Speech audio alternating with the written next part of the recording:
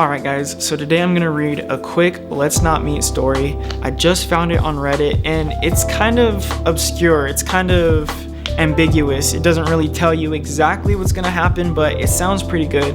It's called King Henry of Park Lane. Back in the late 2000s, I had just finished up my useless degree and was struggling to find work. I was living in a Midwestern college town where everyone and their dog had some higher level of education, so it wasn't uncommon to find people with PhDs working for $10 an hour as a cashier, but the town was cute and affordable, so people liked to stay post-graduation. I found a decent job at a coffee shop over the summer, but once the fall semester started, my hours were cut and I was replaced with cheaper, younger baristas.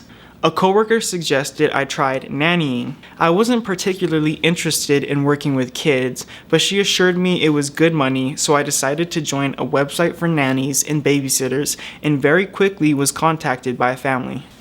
I met the parents for a quick interview and was hired fairly quickly. The pay was excellent and the hours were great.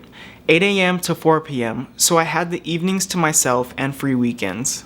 Both parents were professors at the local university and they had 2 children and were expecting their third very soon.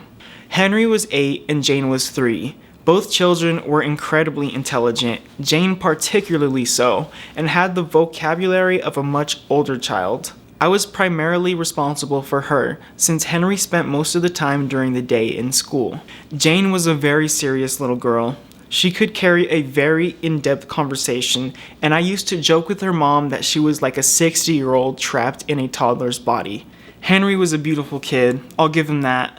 He had thick, dark, curly hair, long eyelashes, piercing blue eyes, and dimples. He has the ability to be sweet, loving, and funny, but I quickly learned that this skill set was only used when it benefited him.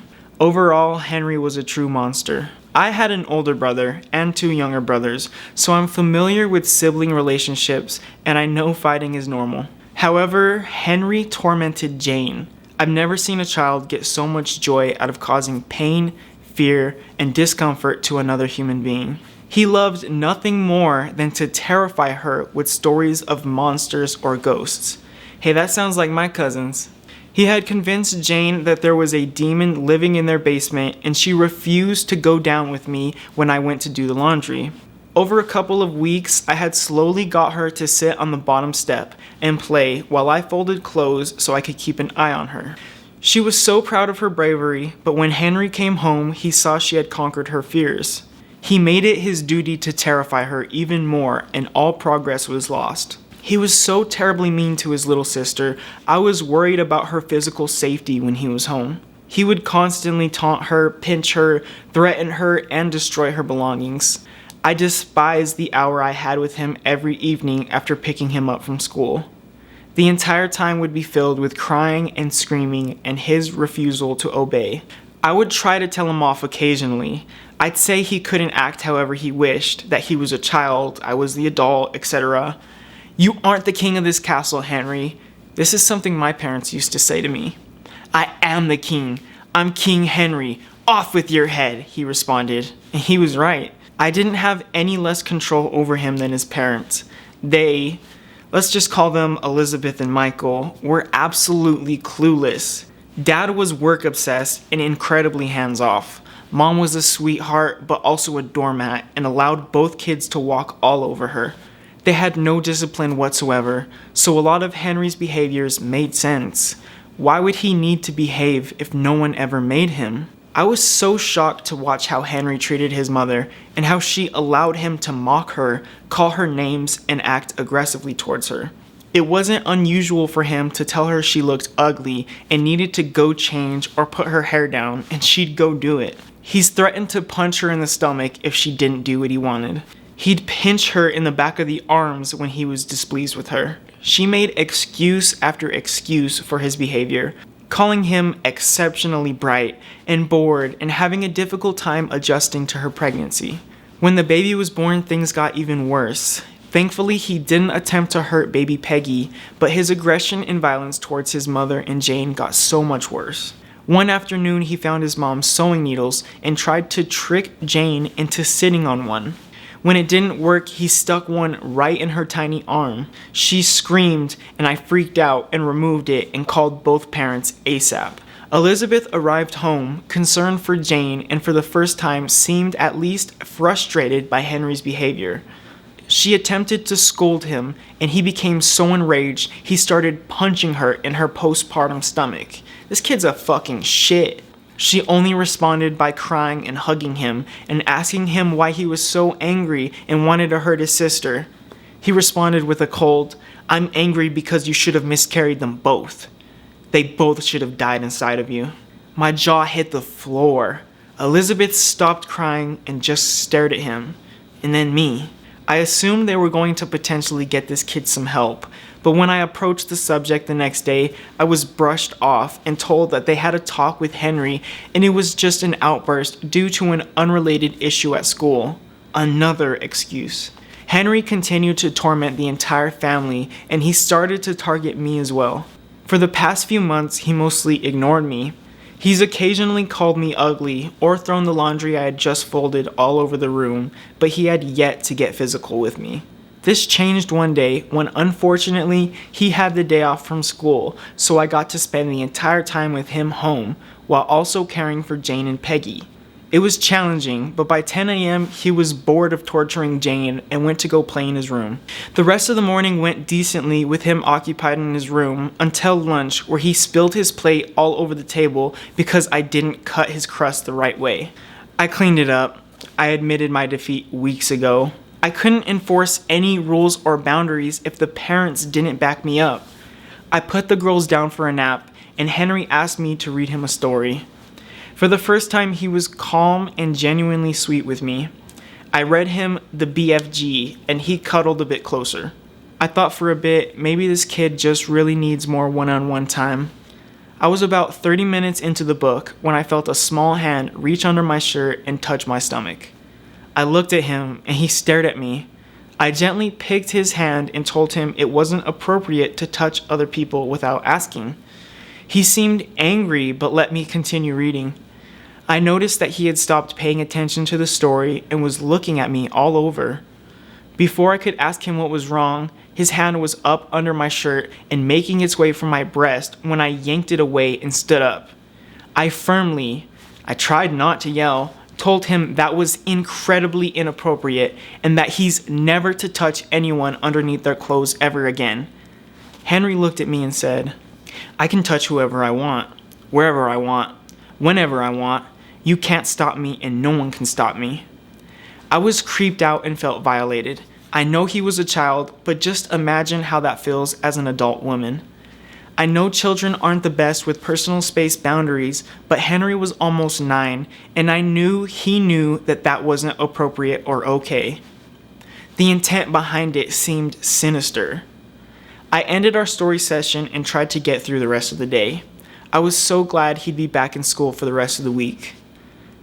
I did decide to let his mother know, because it felt weird to not. She thought it was funny.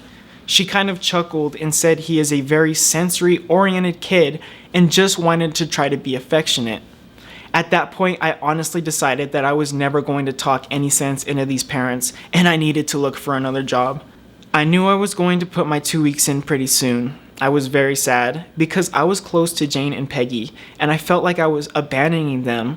But I had discussed Henry's behavior with my roommate, and she was concerned about potential legal ramifications for me if Henry did something to one of the girls on my watch. I came back to work on Monday, and Jane had a black eye. Henry had accidentally punched her in the eye during an argument. I was so sad for her. I asked her what happened later, and she told me that she was playing in her room when Henry came in, took her doll, and she tried to grab it back, but he punched her square in the eye and laughed. Henry was so evil at home, and I wondered why his teacher never seemed to mention any behavioral issues in the classroom. One evening while picking her up, I mentioned Henry was very difficult at home and wondered if she had issues with him at school. She said no, that he was a very well-behaved child, had no issues, and had lots of friends. I was very surprised. I assumed Henry was disturbed and that his poor behavior transferred in the class. But the teacher denied this. I frankly didn't believe her, so one afternoon, the girls and I left early and arrived at his school, so I could see how he interacted. She was right. He sat at his desk quietly, raised his hand, seemed genuinely friendly to his peers. For some reason, the stark difference in Henry's personality from home to school terrified me even more. Initially, I thought he was just a disturbed kid, but at that moment, I realized how truly in control he was. Henry wasn't just an angry child with severe behavioral issues. Henry was just a mean child who knew when and where he could get away with his favorite pastime, causing misery. Thankfully, I managed to find an entry-level position in a field related to my degree in the spring. I put in my 2 weeks and Elizabeth was upset but understood. Henry, however, was livid. He made sure to tell me daily how much he hated me and how glad he was that I was leaving and how he hoped I died. I was feeling less than patient with his antics, so sometimes replied a little more sarcastically than I should have to a 9-year-old child. On my last day, a Friday, my treat to Elizabeth and Michael was to let them have a date night. I picked Henry up from school at 2:55 and we headed home. Henry refused to talk to me. He wouldn't look at me. He wouldn't acknowledge me. I thought that may not be the worst way to spend the next 6 hours. We arrived home, and shortly after, Elizabeth and Michael came in and started to get ready for the date. The baby was about 5 months old at this point, and they hadn't been out since her birth the fall before. Henry refused to speak to anyone. Elizabeth got worried and thought about canceling the date, not wanting to see Henry upset, but I wrongly assured her things would be fine, and they left around 6 p.m. The older two went to bed around 8 p.m., and the baby an hour before, so I only had to make it about 2 hours with Henry. We ordered pizza. He refused to eat. He just sat there and sulked in his chair. I let them watch about 30 minutes of the Magic School Bus on my laptop, a treat since they didn't own a TV, while I bathed the baby, gave her a bottle, and put her down in her crib. I was surprised I didn't hear a peep coming from downstairs. No crying or screaming. I felt a bit victorious that Henry was so stubborn in his silent treatment, he didn't even realize how easy he was making things for me. When I got into the living room, I noticed Henry had a sly grin on his face. The first one I'd seen all day. I let the episode finish, and I took the computer and noticed it was incredibly sticky. I quickly realized it was honey and that Henry had gone into the kitchen and put a solid glop on his hands and rubbed it all over the bottom and back of the computer. I was just relieved he didn't get to the keyboards. I took the keyboard into the kitchen, wiped it off, and then heard Jane scream. I ran into the living room, and Henry sat there with Jane right next to him, with her hand squeezed tightly in his right hand and one of the kitchen knives in his other hand. I froze. I demanded he put the knife down immediately and let his sister go. I told him this wasn't funny and he crossed the line. He just smiled. I went and grabbed Jane and she cried and Henry chuckled. I really scared you, you know. I really scared you. You know, I could have killed her while you were upstairs and you would have never known. The blood drained from my face. The anger I felt towards him turned into fear and then realization that he was right. I felt so stupid. I rarely left them alone together because it usually ended in Jane being pinched, pushed, slapped, or bit, but I guess I let my guard down given his docile behavior that day. I just started to cry and screamed at him to never ever do that again and go straight to his room. He sat and stared and went to the kitchen and put the knife back and then went upstairs. I was obviously super shaken and still trying to calm down as I bathed Jane and got her ready for bed. I told her I was so sorry and asked if he had hurt her, and she said he hadn't. I was about as angry with myself as I was with him. I could see Henry in his room playing with his Hot Wheels set, and I told him he needed to have the lights out by 8:30 and that he could tuck himself in. He stared at me and shut the door to his room, and I prayed that would be the last I saw of him for the night. I got Jane into bed and was reading her a story when I heard his door creak. I got up, and it looked as if he had cracked the door, but the lights were off. I continued reading until I suddenly heard Peggy start to gently cry, but she sounded close. I sprung up and outside the door frame, I could see Henry holding the baby over the banister. I couldn't even scream. I never moved so fast in my life. I got to Peggy and grabbed her and just ran back into Jane's room. I shut the door and shouted at Henry, asking him why he would do this, which was a stupid question. I knew why, to torment me, to make me realize how easily he could access his younger sisters and potentially hurt them. Henry could have dropped Peggy. He could have hurt Jane with that knife, but he didn't, and I don't think that was ever his intention. He just wanted to let me know I wasn't doing my job nearly as well as I thought, and that in the end, he was always the one in control. It took a while to calm myself and the other girls down to get them to sleep. It was close to 9 by that time. I left their bedrooms as I saw that Henry was still up in his room, reading on his bed. I just kind of looked at him. I was so relieved that this was the last day dealing with this kid and his bullshit, but I felt sad and scared for his sisters. I told him it was time for bed and that I was going to tell his parents about what happened. He didn't respond. I turned out the lights and then I heard him call my name. "You can tell them, but it's a waste of your time. You're just lucky. You're really lucky. I can do what I want. I can hurt who I want. I can touch who I want. You're all really lucky." I just shut his door and left. Elizabeth and Michael came home a little later than expected and paid me. I didn't mention what happened that night because it did feel pointless, but the next day I ended up sending a text. I got a long response from Elizabeth full of excuses about Henry, and she even insinuated I lied. I was over it. I was over them. I did end up contacting CPS, but not sure if anything ever came of it. I don't believe Henry was being abused. I've told this story to others, and people always ask me that, but no. I think Henry was born a sociopath, and his parents were enablers who never made him accountable for his actions, and the two together created a monster. I didn't hear from them for over a decade. I moved across the country, got married, and now I have kids.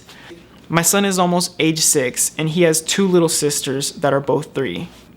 They fight, but he loves them and is so protective, and know what a healthy relationship between siblings looks like. Anyways, a few weeks ago, I got a friend request on Facebook from Elizabeth. She looks the same, a few more lines, but still very elegant and pretty. Her profile picture consists of herself and her now 4 children. I glanced across the photo until my eye caught a young man with thick curly hair and bright blue eyes. Henry. Henry ended up as stunning looking as I expected.